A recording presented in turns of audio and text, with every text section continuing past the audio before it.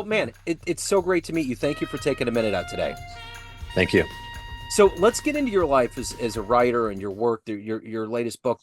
But before we do that, I want to know. I know we're all getting tired of COVID and talking about the pandemic, but it was such a big deal for all of us to get through. How did you ultimately survive that time period, and how has it changed the way that you do things now? Sure. Yeah. COVID. Wow. Wow. Fortunately, I was not, my family was not impacted by COVID because I think about all of the people who were impacted by COVID, that lost family members or got terribly sick. For me, I was at a point where my family and I were isolated, like thousands and many others. That gave me time to take on this project, which meant a passion project of writing my first novel. So I started about 6 years ago, and it really allowed me to dive into it. So out of hard times, sometimes comes uh, uh, wonderful joy. To be honest with you, and in my case, I was able to get closer to family, and then second, write this story that I'm sharing with readers starting on November 12th when the book is released. So talk to me a little bit about the book. We've kind of touched before we got on air here Sure. about there's dualities, this hearkening to 9/11, just so many things that are going on. Give us kind of an abstract, and then we can delve into it. Sure. So first of all, it's a fictional thriller, so it's entertaining. However, it's fused with reality. So when you read it, you're reading it as though it could be happening today. So, Yeah. and it starts with a John Knox, who is a cyber forensics deep web expert, who scours the deep web for criminals, and he uncovers a plot of terrorists that are threatening to bring down the US economy and our society by hacking into our power grid and doing other terrible things, conventional terrorist type activities, and then also uh, technology related terrorist activities. They hack into our power grid, our cellular network, and it's based on real experience because I was a technologist for 25 years. I own my technology and my own technology company. So I wrote it with reality in mind, hoping that some will that are in leadership positions in this country, in private companies, will and think, oh, okay, we need to up our game when it comes to securing our country.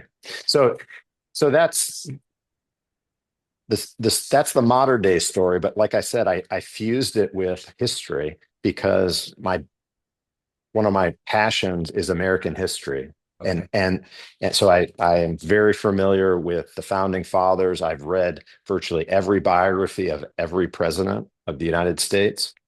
So 30% of the book is the origin story of what's called the Liberty Unit or the Guardsmen. And they follow this story throughout history to the present day. And these two stories come together as one.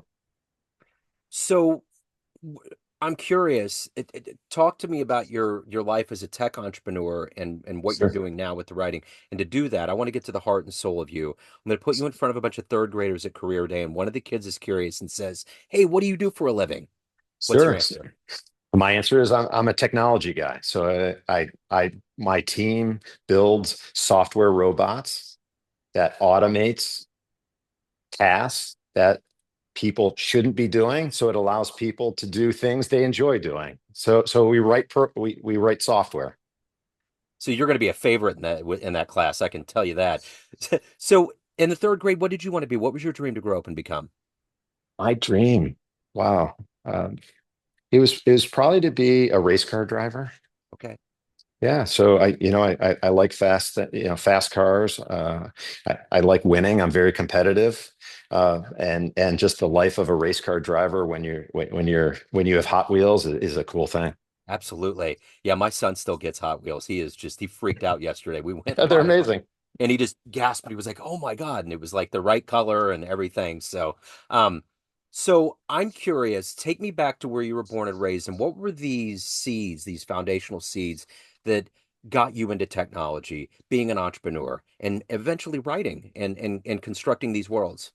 Sure, sure. Well, I think it goes back to my family's background. My father was raised during the Great Depression in the 30s, and he instilled in me this concept of hard work, right? And save your money. He was in the Korean War. He was in the Air Force, served in Japan during the war, worked very hard to be very successful. He worked for some Richard Jacobs, who was the owner of the Cleveland Indians at the time, worked for him for 30 years. So I learned from him, and that is, if you work hard, you have a skill, you can be successful. So when I graduated from college with an economics political science degree, my mother said, "Get a job." And in the late 80s, they had this thing called systems programming, and I found it and became a technologist early on, learning how to program. And I worked my way up through the ranks to become a CEO of a technology company. Doesn't it, but my day job is an IT technician for a large school district. Doesn't Okay. it just feel good to be able to understand? There's something about being in technology where, like, your kids will come up to you and ask you questions, or other people will. You really understand a very integral tenet of our existence on this planet right now, which is technology. We're totally enveloped in it. Absolutely, absolutely. And there are so many people that the vast majority, right, don't have a real grasp on technology.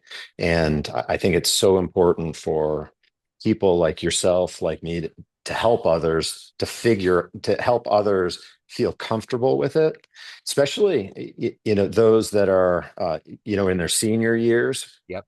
They are disconnected, Yep. right? So my mother and my late father, they weren't they couldn't use an iPhone very well, and they were not alone, right? There's thousands of those people. Yes. So I think it's a real opportunity for our generation, the younger generation, to help those those that are in their later years feel part of society. Because if you don't feel comfortable with an iPad, an iPhone, you're really disconnected, unfortunately. Yeah. Yeah, you try to help, you try to help. So I think that's very important. Yeah. So beyond your father's wheel of influence on your Hmm. life, who Hmm. else has been kind of a hero or an inspiration for you in specifically your work and your writing? Sure. So from you know over the last 10 years, there's a gentleman named Robert Klein. So Robert Klein was the founder of a local company called Safeguard Properties. Robert Klein was a true entrepreneur. He started the company from his garage, per se, and grew it into a very successful, thousands of employee type company. And what he taught me was, again, hard work, but more importantly, listen to your customer. Listen to your customer. And I think of that both as an author and as an entrepreneur running my own company, because as you're telling a story, it's not about what you want to hear, it's the it's what you want your readers to glean from the story. Hopefully it's entertaining, but it's also educating, Yeah. right? So Robert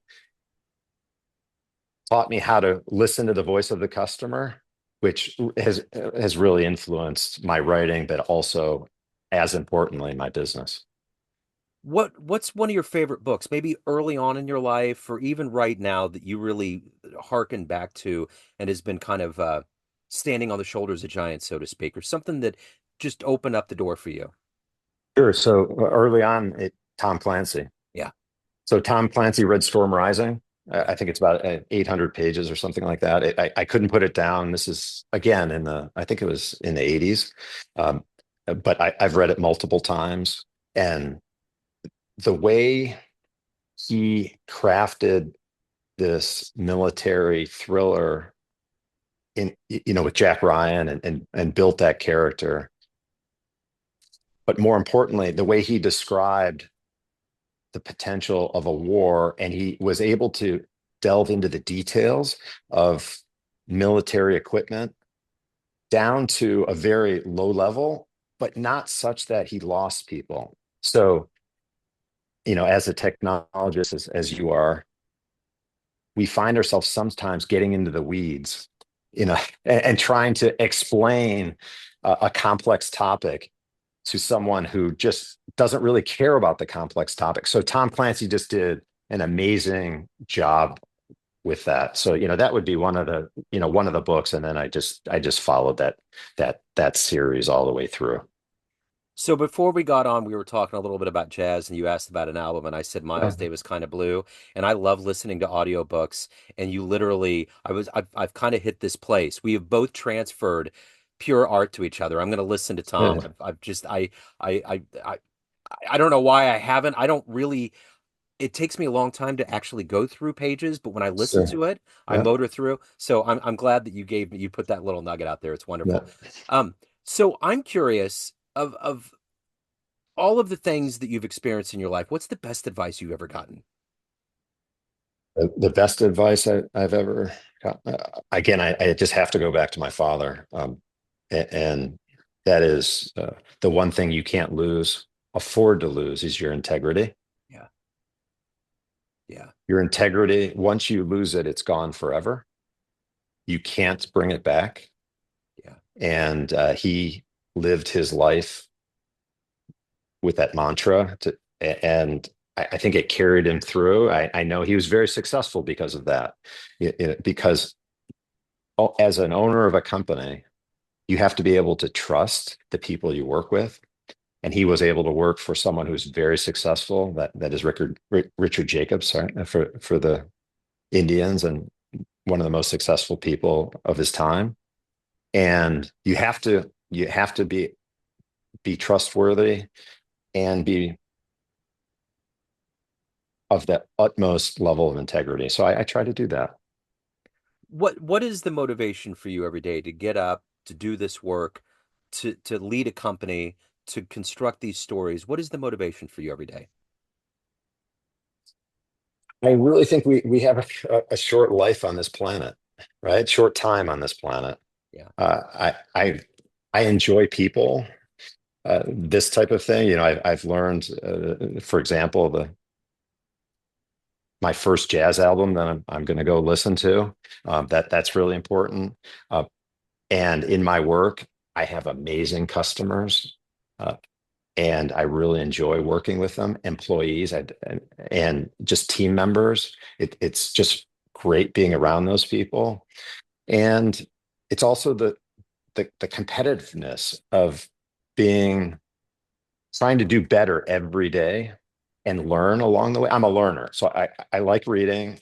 My books, half of it's historical and half of it's present day thriller, learning about the founding fathers over the years and the amazing stories and the sacrifice and commitment they had made over their lifetimes. I love learning, so it it just inspires me to keep going. And building a company, you have to learn every day, because yeah. if you don't, you're not going to be in business. You have to adapt. So it's that learning and the people. I think those are the two key things. So ultimately, at the end of the day, of everything that you've done and accomplished in your life, what are you the proudest of? I'm proudest of my family. Yeah. Absolutely. I have twin daughters. They're amazing. They just went off to college, and I couldn't be more proud. And my wife of 30 plus years. We have a very strong relationship, the four of us. So, and that as in writing a novel or starting a business, it takes work, and I'm very proud of the family, and It's been great. So everyone out there has a perception of you, family, friends, clients, colleagues, employees, all of your readers, everyone that knows you, but ultimately you run the show. What's your perception of you? Who do you think you are? I hope I'm authentic. I think hopefully when people interact with me, they're getting the real George Mehok, right? And that there isn't multiple versions of him. I'm going to tell it as I see it, and also hopefully I'm a listener. I feel like that it's important to listen to understand uh, who's on the other side of the conversation, because that's what's really important, is understanding their situation so that you can relate and have a meaningful conversation. So those are two of the things that I hope that the type of person I am. So we touched on sports. You're in Cleveland. So I'm curious if you can get Mhm. into a time machine and go back in time and see Oh, one game, yeah. where are you going? Yeah, that's Brian Sipe against the Oakland Raiders. What was that, 81? No, Yeah, I think it was Red 81, yeah. Right 88. Yeah, He threw an interception from, I think it was like the 26-yard line. And if that would have been a touchdown, or I think it just had been a field goal, they would have went to the Super Bowl because Oakland won the Super Bowl that year. yeah, So yeah, I mean and then I have like three others by Bernie Kosar and Ernest Biner, that whether it was the fumble or the drive by Elway that crushed us. yeah. But I think it was Brian Sipe in the early days that it would have been great if that Oakland cornerback would have dropped the ball. Yeah. So I'm curious with your release, what author would you love to get feedback from? Would it be Tom, or who would it be that they read your book and they loved it and they want to let you know? What would be Well, the dream? I can tell you, it's already happened. It's amazing. Steve Barry, Wow. Steve Barry, best-selling author, international number one selling author. I am humbled by the fact that he agreed to read my book, Yeah. but then also gave me an endorsement that is now on the cover. And he is, I've talking about successful authors, and he also has a passion for history and thrillers, and so uh, I've tried to incorporate some of the lessons I learned from his writing into my book, and the fact that he read my book and then gave me that amazing feedback has been wonderful. Smart, detailed, and highly entertaining. Exclamation. That's it, man. That's the good soup. So Going Dark is coming out on November 12th. I urge everyone to run out and get a copy. I thank you for taking a minute out. If anybody wants to delve further into your world, pre-order any of the good business, where do they go? To my website, www.georgemehok.com. So it's my first name, last name.com. M as in Michael, EHOK. I love it. George, what a delight, man. I'm so glad I ran into you. Enjoy Kind of Blue. Best of luck with the release. It's wonderful, man. Thank you. Thank you. Yeah. Thank you very much. And I'm pulling for Cleveland. Just trust me, in the back of my sports brain, because we know in Kansas City what it's like to finally win after all of the dark That's years. right. I That's am right. pulling for the flashlight to just get clicked on as hard as possible in Cleveland. So best of luck, Right. man. Thank you very much. Thank you. Take care.